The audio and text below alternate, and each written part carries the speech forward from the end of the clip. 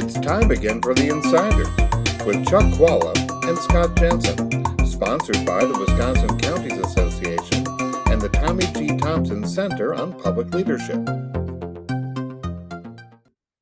Hi, I'm Scott Jensen, former Assembly Speaker. I'm Chuck Chvala, former Senate Majority Leader. And we're the Insiders. And this week we're talking about a particularly insider issue. The legislative margins in both houses have narrowed. The Republicans still have a majority in both houses, but a much smaller one. So Chuck, how is that going to affect the upcoming session? Well, it'll be interesting to see. The leaders will have a lot to say about this. However, I would think that if you're a Republican, if you're at all smart, you're going to say, this isn't looking the way it used to look. This isn't a slam dunk that we're always going to win every seat. And there are a number of people there who had some scares. They only win by a few hundred votes or something. So the question is, will they be able to have an impact on a leader like Robin Vos, who's definitely not into compromise? Or in the Senate, will they say, if you lose 2 people, you don't have a budget? Will they be able to get them to do more compromise? I think this could go one of 2 ways. Either there's no compromise and the budget surplus even grows even more. And I think the Republicans are then in a very tough position to run because they haven't delivered. They haven't compromised. They haven't done anything in 8 years since Tony Evers has been around, or 6 years or whatever it is. I think they look really bad. And I think, frankly, I hate to say it, but I'm afraid that's the route that they seem to be going. Already, Robin Vos is doing the usual beating of his chest. He looks like a silverback in the middle of mating season. I think that that's a foolish move from someone who has not had to deal with a tough situation in elections. And I think that will be a bad election strategy, but it will work for them in the sense that they won't really have to put together something in a compromise that they'll have to sell to their members. The other route to go, and the route that would actually help them in keeping their majority, is if they compromise with Evers and put together a quote or a slash property tax reduction / school education program that everybody could run on and be good about.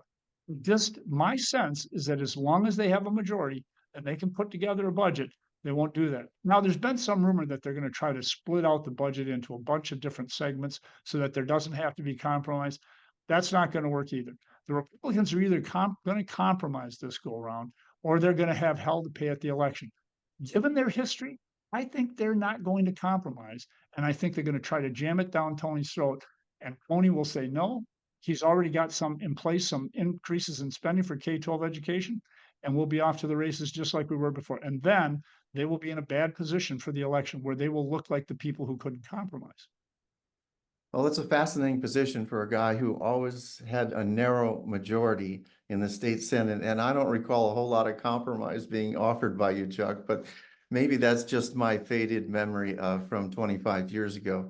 I think what you're going to see here is that Republicans will acknowledge that their margins are down.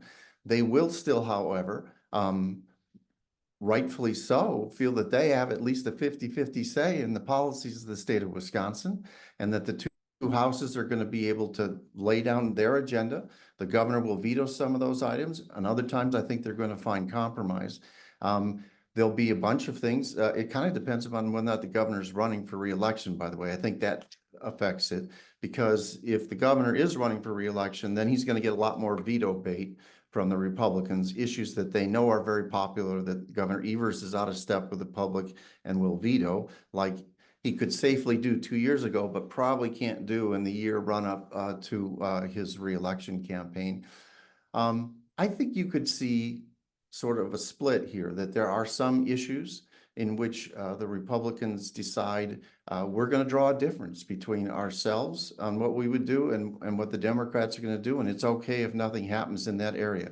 In other areas, they'll reach out for bipartisan compromise, because both of them would be on the ballot in 2026, particularly the state Senate, where they need to come home with some victories as they head into their re-election efforts in 2026. So I think what you talked about, the possibility of something with more money for schools and then property tax cuts and an income tax cut, that is all possible with the huge amount of money that is piled up here. And I would remind you that last session, they reached a bipartisan agreement where they increased school aids and also increased aids to local governments as a form of property tax relief. So I think there are going to be certain issues where they're just not going to find compromise because the differences are too big, and others where they know their reelection prospects are involved and where they will reach out and find a compromise. Scott makes some good points. Let me take on Scott's one point about remembering 25 years ago.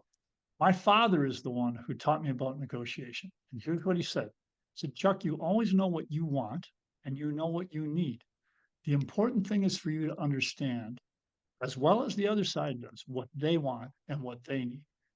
Good attorneys, good people who are good negotiators know that. And at the end of the day, I always knew that there had to be compromise and we had to get a budget done in order to make this work. I don't know that Robin Voss understands that, nor has he had to deal with that. I also don't know that the Senate understands that and know they have to deal with that. For them, the easy default position, especially with very conservative members, which they have now, much more conservative than in Scott's day and my day, I think they are much more comfortable providing a confrontational position that the public will not find attractive and that will lose them points in the election. And hopefully what this does for you and the general public, the three of you that are listening to this, the good thing about this is that if they do that, and if they're driven to the middle by the election and they lose, you will get back to more people being in the middle and fewer people being on the edges. And that's what we should all be looking for. Scott Jensen and Chuck Chvala were pretty good partisans and knew exactly what their sides wanted. But they managed to come to the middle to get a compromise that actually the general public was pretty happy with. That helped Scott in his elections. It helped me in my elections. And that's why we were able to have a Senate that was Democratic, a House that was Republican, and still do things that the bulk of the people in the state actually were pretty happy with. Well, I recall last session when the legislative leaders were in the governor's office and the governor said, I need to get this shared revenue thing done. And he said, what do you need? And the Republicans passed him a sheet of paper which said, we need increases for school aids for all schools, public, private, and charter. And the governor said yes.